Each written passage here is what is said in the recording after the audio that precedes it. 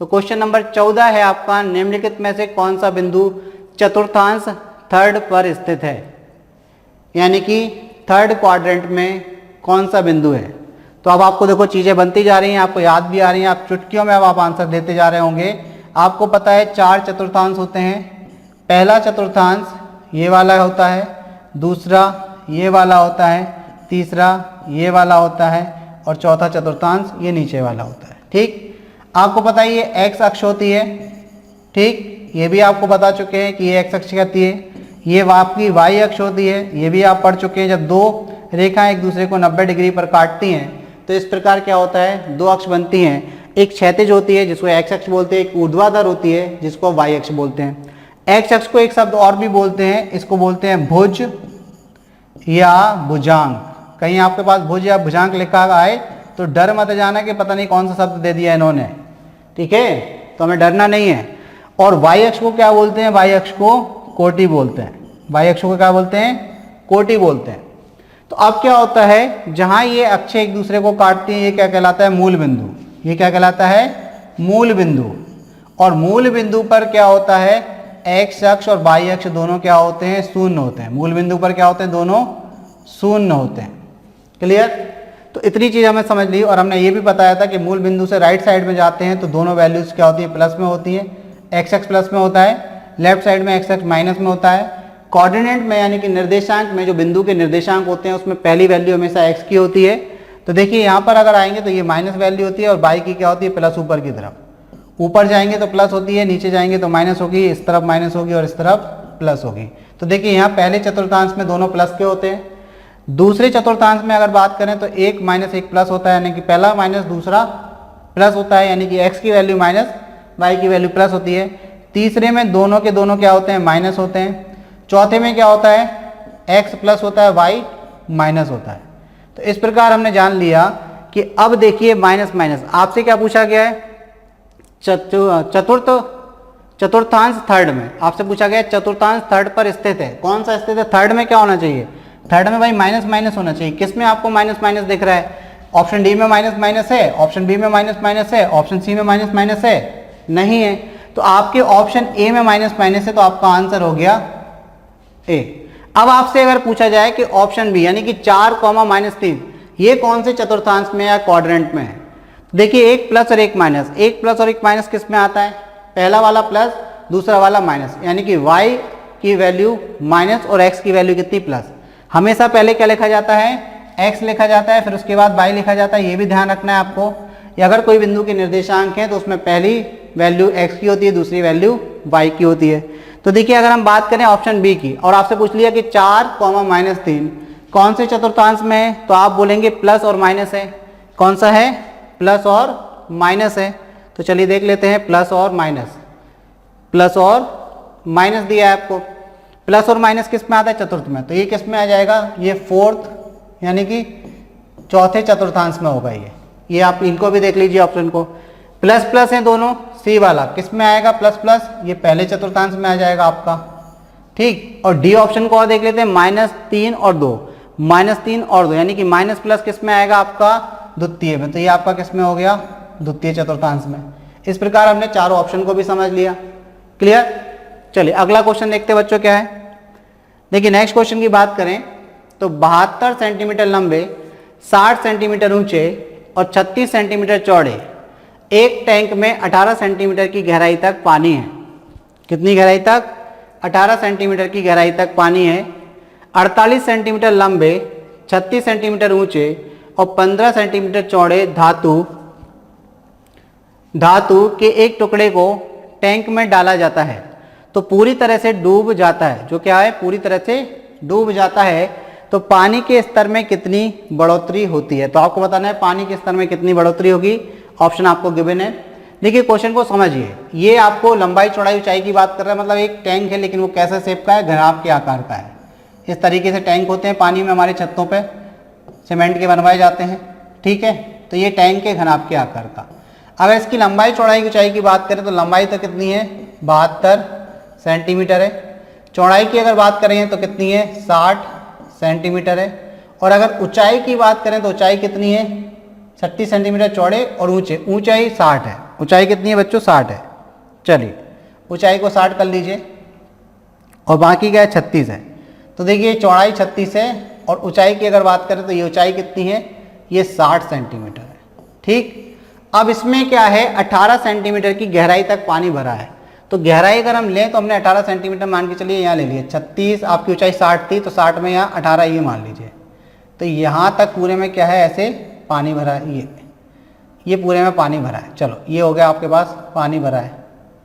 ठीक है, चलिए ये पानी भर दिया यहाँ तक, ये 18 की ऊंचाई तक। यहाँ तक की जो ऊंचाई है वो कितनी है? ये वाली ऊंचाई हमने बोल दी 18 सेंटीमीटर। तो 18 सेंटीमीटर की ऊंचाई तक क्या है? पानी भरा है। अब बोल रहे हैं कि इसमें क्या करते हैं? 48 सेंटीमीटर लंबे, 36 सेंटीमीटर ऊंचे और 15 सेंटीमीटर चौड़े धातु के एक टुकड़े को डाला जाता है। एक को ही डाल रहे हैं, 2-3 को नहीं डाल रहे हैं। तो बताइए, अब जैसे ही आप एक टुकड़े को इसमें डालोगे, मान के चलिए हमने एग्ज्यूम कर लिया इस टाइप का एक टुकड़ा है। ठीक, ऐसा एक धातु का टुकड़ा है। तो अब आप इस टुकड़े की लंबाई चौड़ाई ऊंचाई की बात करें तो 48 है, ऊंचाई 36 है और चौड़ाई कितनी है? 15 है। अब इस धातु के टुकड़े को अगर आप इसमें डालोगे तो जितना इस धातु का आयतन होगा उतना आयतन वो पानी का बढ़ा देगा कि नहीं?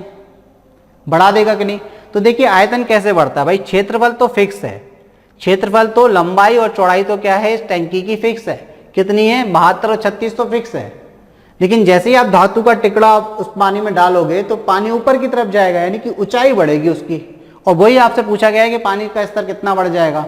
तो हम ऐसा कह सकते हैं कि लंबाई फिक्स रहेगी, चौड़ाई फिक्स रहेगी, लेकिन ऊंचाई क्या हो जाएगी? h हो जाएगी। ठीक है, लंबाई 72 रहेगी, चौड़ाई 36 रहेगी, ऊंचाई कितनी? h हो जाएगी, बढ़ जाएगी कुछ। वो कितनी बढ़ेगी?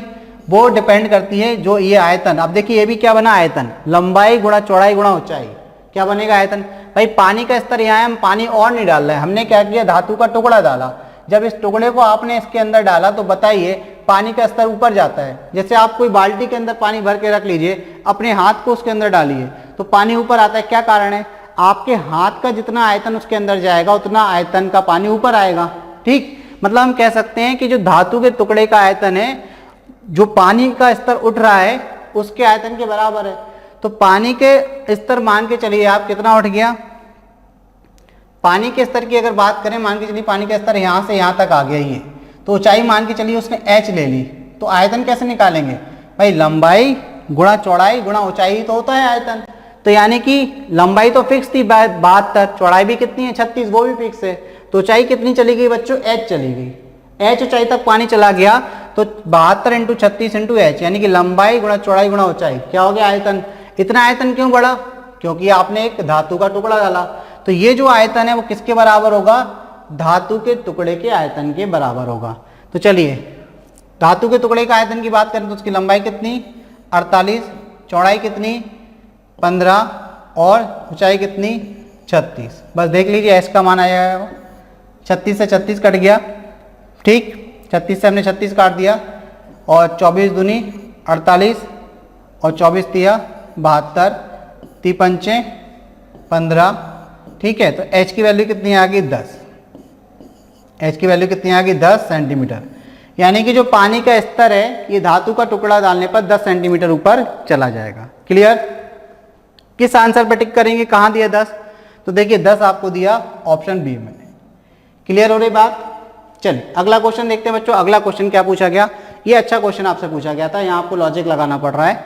चलिए अगला क्वेश्चन देखते हैं, हल कीजिए। देखिए फिर से सिंप्लीफिकेशन का क्वेश्चन आ गया कि हल कीजिए। तो चलिए इसको हल करते हैं। जैसे आपके पास क्या दिया है? -5⁵5, ठीक, और इनटू में क्या दिया है? -5�6, और फिर क्या दिया है?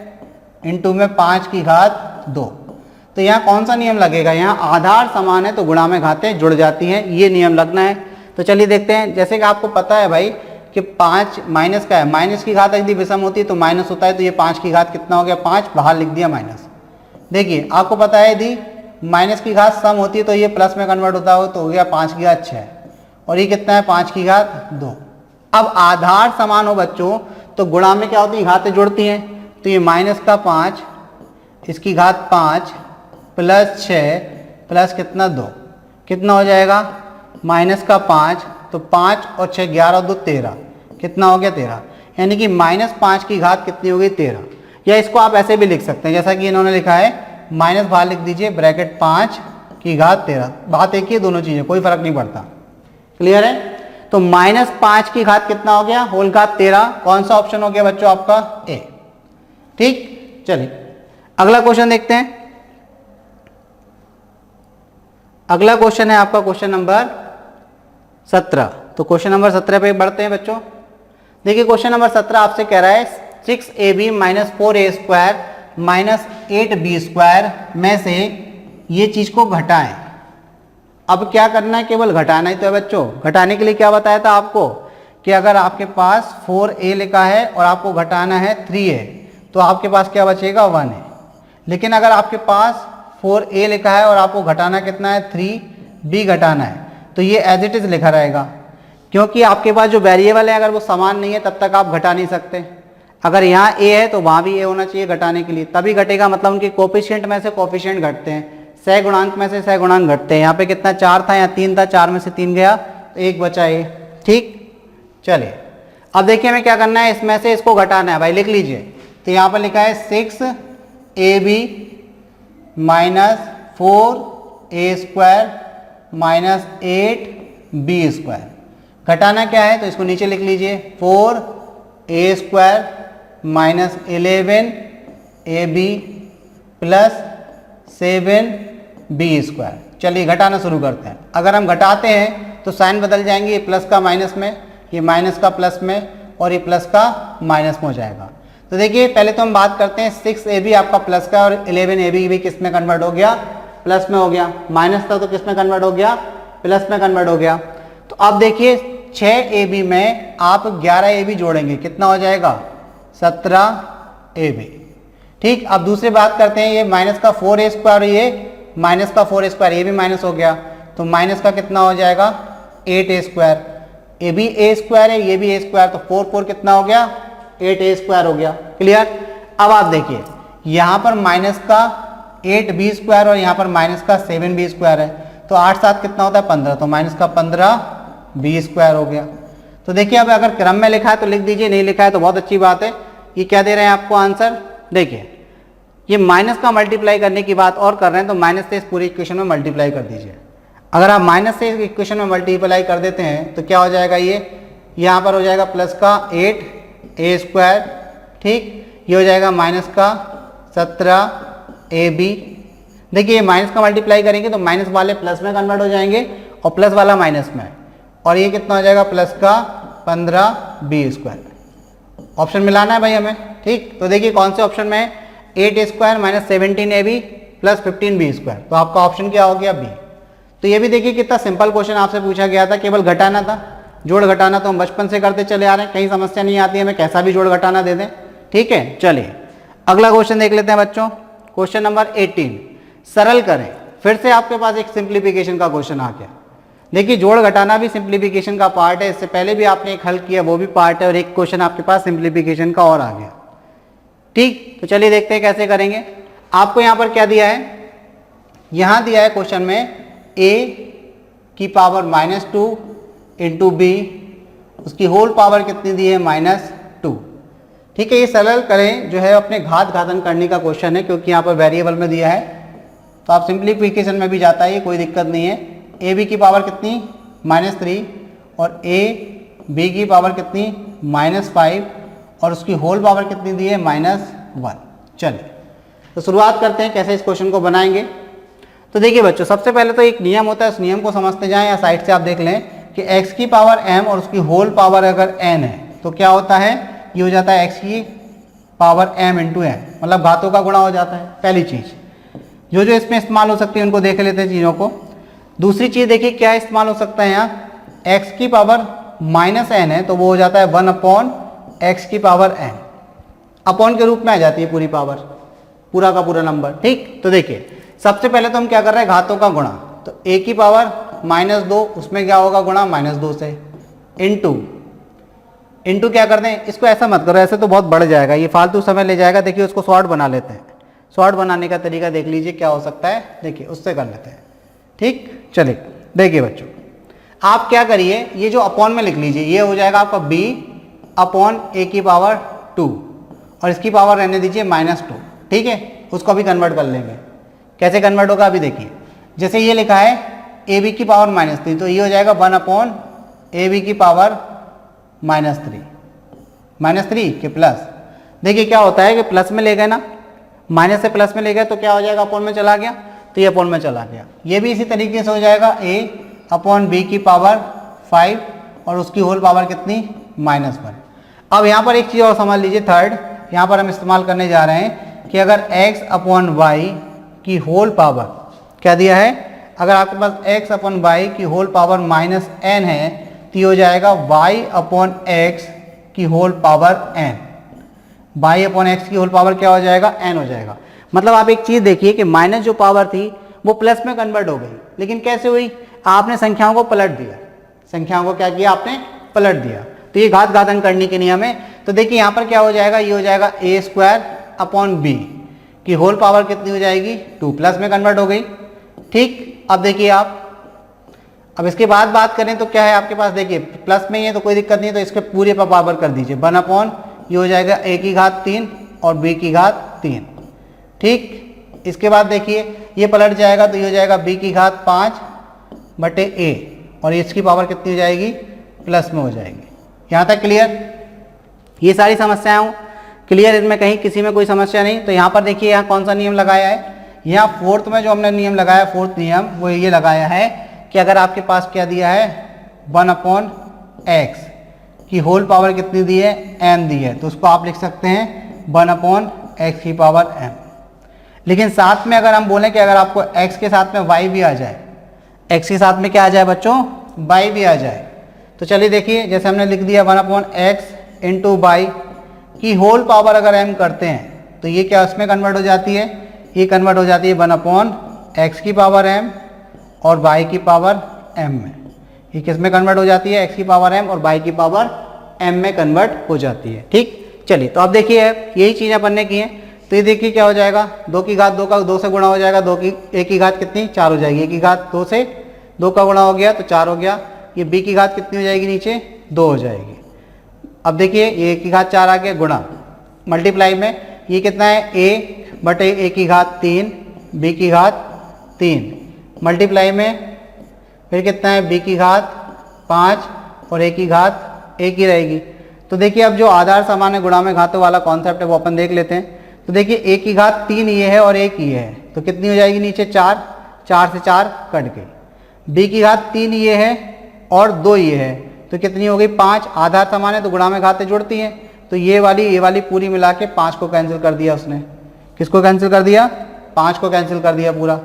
तो यहाँ पर बताइए आप ले दे के बचा क्या, ले दे के आपके पास 1 बचा, तो यही आपका आंसर है। समझ लीजिए आधार समान हो x की पावर m इंटू एक्स की पावर m इंटू एक्स की पावर n अगर हो तो क्या हो जाता है, x की पावर m इंटू n हो जाता है। एक नियम और देख लीजिए, फिर अगर आपको x की पावर m भाग दिया हो, क्या दिया हो, भाग में दिया हो, भागित x की पावर क्या दिया है, n दिया है, तो ये हो जाता है x की पावर m माइनस n, ठीक है। आधार समान हो तो गुणा में घातें जुड़ती हैं। अरे बाप क्यों परेशान कर रहा है भाई बार बार। चलो देखो कोई दिक्कत नहीं, थोड़ा सिस्टम गड़बड़ हो रहा है, चलिए सही कर लेंगे अपन। देखिए ये क्या हो गया, एक्स की पावर m प्लस n, अरे फिर मैं टल गया, चलो अरे चलो देखो बच्चों ये क्या हो गया बच्चों, एक्स की पावर m इंटू एक्स की पावर n बराबर क्या होता है, आधार समान हो तो गुणा में घातें जुड़ती हैं, तो हमने जोड़ दिया। आधार समान हो तो भाग में घातें घटती हैं, तो ये घटा दिया, ठीक। तो इस प्रकार से देखिए अपना आंसर कितना आ गया था, 1 आ गया। तो 1 कौन से ऑप्शन में दिया है, ऑप्शन ए में आपको दिया है 1।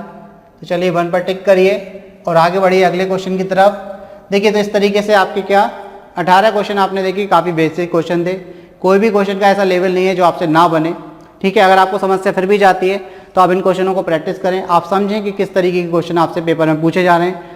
एक पेपर का सॉल्यूशन जो भी देखा, हर एक पेपर में लगभग समान क्वेश्चन दिए हैं, काफ़ी बेसिक क्वेश्चन दिए हैं और समान क्वेश्चन दिए हैं। चलिए अगला क्वेश्चन देखते हैं, क्वेश्चन नंबर 19। तो देखिए क्वेश्चन नंबर 19 है, हल कीजिए। अब रे बाप रे, अब आपको हल करने के लिए आगे आप कहेंगे सर गुणा करें, घाते करें, तो ये सब नहीं करना है, चीज़ों को लॉजिकली समझना है। ये जो क्वेश्चन है इन्होंने क्या दे रखा है, देखिए इन्होंने देखा है हल कीजिए, यानी कि ये भी आपका सिंप्लीफिकेशन का क्वेश्चन। 32 गुणा 23 की घात कितनी दे दी इन्होंने, 3 दे दी। तो अगर आप इसको करने बैठ जाएंगे ना तो बहुत समय ले जाएंगे। जैसे आप क्या लिखोगे, 32 की घात 3 गुणा 23 की घात 3, यही करोगे, आपके दिमाग में तो यही चीज़ आ रही होगी। आप क्या कर रहे होगे, आप 32 की घात 3 निकालेंगे, यहाँ पर एक कोई संख्या आएगी, मान के चलो हमने x मान लिया। फिर आप क्या करेंगे, 23 की घात 3 निकालेंगे, तो यहाँ पर कोई संख्या आएगी, मान के चलिए वो y आ गया। फिर उन दोनों का गुणा करेंगे, तो भाई ये छोटी मोटी संख्या थोड़ी ना आनी है। 32 का क्यूब काफ़ी बड़ी संख्या आएगी, 23 का क्यूब भी बड़ी संख्या आएगी, फिर वो बड़ी बड़ी संख्याओं का आप गुणा करेंगे, तब जाके आपका रिजल्ट आएगा। तो ये नहीं करना है इस क्वेश्चन में। देखिए जिस क्वेश्चन को आप जितना ईजी बना सकते हैं, कोशिश करें कि वो ईजी हो जाए। देखिए कैसे ईजी करेंगे, हम इसको इकाई के अंक से करते हैं। इकाई के अंक से कैसे करते हैं, हमारे पास क्वेश्चन है 32 गुणा 23 और उसकी होल घात कितनी दी, 3 दी। ठीक है, अब आप बताइए अगर 3 का गुणा आप 2 से करेंगे तो आपको ये पता है कि जब आप इन दो संख्याओं का गुणा करेंगे तो अंदर आपको एक संख्या मिलेगी जिसका इकाई का अंक क्या होगा, 6, और उसकी होल घात कितनी दी, 6। अब एक पेपर में हमने डिस्कशन किया था कि भाई अगर किसी संख्या का इकाई का अंक 0 है, 1 है, 5 है और 6 है, तो उस पे घात कुछ भी हो, उस पे घात कुछ भी हो, उस पे घात आप कुछ भी कर दो। कोई संख्या अगर आपके पास है जिसके इकाई का अंक 0, 1, 5 और 6 है, उस पे घात कुछ भी हो, उसका इकाई का अंक हमेशा यही अंक आते हैं कि नहीं। तो अब आप बताइए अगर आप 32 गुणा 23 करते हैं तो इस संख्या में जो एक संख्या आपको मिलेगी गुणा करने के बाद, उस संख्या में इकाई का अंक 6 होगा और 6 की घात कितनी है, 3। तो आपको पता है कि हमारे आंसर में इकाई का अंक क्या आएगा, कोई एक बड़ी संख्या मिलेगी, उसका इकाई का अंक क्या होगा, 6 होगा। ये बात कंफर्म है, क्योंकि अगर 6 की पावर कुछ भी दी हो, इकाई का अंक 6 ही आता है। तो बताइए किस ऑप्शन में 6 दिया है, क्या ऑप्शन सी में 6 है, क्या ऑप्शन डी में 6 है, क्या ऑप्शन बी में 6 है, केवल ऑप्शन ए में 6 है। तो हम किस पे आंसर लगा देंगे, टिक कर देंगे ए पर। समझ में आ रही है बात, क्या कर रहे हैं वो बात समझ में आ रही है भाई। हम इकाई के अंक से कोई इस क्वेश्चन को सॉल्व कर सकते हैं, हमें पूरा मल्टीप्लाई करने की, क्यूब करने की जरूरत नहीं है। तो हमने देखा कि अगर 32 और 23 के आप गुणा करते हैं तो यहाँ इकाई का अंक को 6 मिलेगा, मतलब एक कोई बड़ी संख्या मिलेगी, उसका इकाई का अंक क्या होगा, 6 होगा। उसकी घात कितनी है, 3। तो जब वो बड़ी संख्या का आप क्यूब करेंगे तो उसमें भी आपको इकाई का अंक क्या मिलेगा, 6 मिलेगा। तो आप बताइए 6 कहाँ दिया, 6 केवल पहले ऑप्शन में दिया, ए में। तो आपका आंसर क्या हो गया, ए। क्लियर। चलिए अगला क्वेश्चन देखते हैं, अगला और लास्ट क्वेश्चन, इस पेपर का लास्ट क्वेश्चन जो आपसे पूछा गया है। देखिए फिर से ये क्वेश्चन रिपीट हुआ एक तरीके से, लैंग्वेज चेंज करके। समीकरण बनानी है, निम्नलिखित के लिए व्यंजक बताएं, निम्नलिखित के लिए व्यंजक बताएं। x को 128 से गुणा किया जाता है, x को 128 से गुणा किया जाता है और प्राप्त गुणनफल को 360 से घटाया जाता है, और प्राप्त गुणनफल को 360 से घटाया जाता है। देखिए अभी अपने पिछला पेपर जब डिस्कस किया उसमें भी ऐसा ही क्वेश्चन आया था। तो क्या करना है, केवल जो इन्होंने बोला है उसको, स्टेटमेंट को आपको इक्वेशन के रूप में कन्वर्ट करना है। ठीक है, चलिए देखिए इन्होंने बोला x को क्या करते हैं, 128 से गुणा करते हैं। तो हमने क्या किया, 128 से गुणा कर दिया x को। फिर जब जो गुणनफल प्राप्त हुआ तो ये चीज़ क्या प्राप्त हो गई हमें, ये गुणनफल प्राप्त हो गया। ये क्या प्राप्त हो गया, गुणनफल प्राप्त हो गया। अब जो गुणनफल प्राप्त होता है, ये कह रहे हैं इसको क्या करते हैं, 360 से घटाया जाता है। तो अब आप इस गुणनफल को 360 में से घटा दीजिए, 360 माइनस क्या कर दीजिए, 128x। यही आपका क्या है, आंसर है। केवल आपको क्या करना है, स्टेटमेंट को कन्वर्ट करना है इक्वेशन के फॉर्म में। जो आपको कथन दिया गया है उसको आपको इक्वेशन के रूप में लिखना है। तो 360 माइनस 128x कहाँ दिया है, देखिए ये तो पूरे ब्रैकेट के बाहर है, तो ये ऑप्शन आपका नहीं है। ये 128 माइनस 360 ये भी नहीं है। ये 232 की पावर x दी है, ये भी नहीं है। इसमें करेक्शन कर लेना, ये x यहाँ कर लेना बच्चों। ठीक है, 128x से पावर के रूप में नहीं है। तो आपका ऑप्शन क्या हो गया फिर, डी। 360 माइनस 128x क्या हो गया, आपका ऑप्शन डी हो गया। तो देखिए 20वें क्वेश्चन का आंसर आपका क्या निकला, डी। अब आप देखिए हमने 20 क्वेश्चनों को जो सॉल्यूशन किया, कोई भी क्वेश्चन टफ नहीं था। यदि टफ आपको लगा भी है तो शायद अब नहीं, आपके पास समस्या रह जाएगी, कोई भी समस्या नहीं रह जाएगी। टफ की कोई गुंजाइश आपके पास नहीं बची। हमने हर तरीके से क्वेश्चन को समझा, उससे रिलेटेड कितनी चीज़ें बन सकती थी हमने उनको भी समझा। ठीक है, चार चार पांच पांच पेपरों का डिस्कशन किया, हमने क्या देखा कि पेपर हर एक पेपर एक जैसा आ रहा है, बेसिक क्वेश्चन पूछे जा रहे हैं। ठीक है, सबसे पहले आपको नर्वस नहीं होना है, अपने अंदर एक कॉन्फिडेंस रखना है कि एग्जाम निकलेगा तो मतलब निकलेगा। ठीक है, चलिए आपको एग्जाम की शुभकामनाओं के साथ आज का ये पेपर भी यहाँ खत्म करते हैं। 20 क्वेश्चनों का सॉल्यूशन हो गया। मिलते हैं नेक्स्ट पेपर में, देखते हैं नेक्स्ट पेपर कैसा पूछा गया था।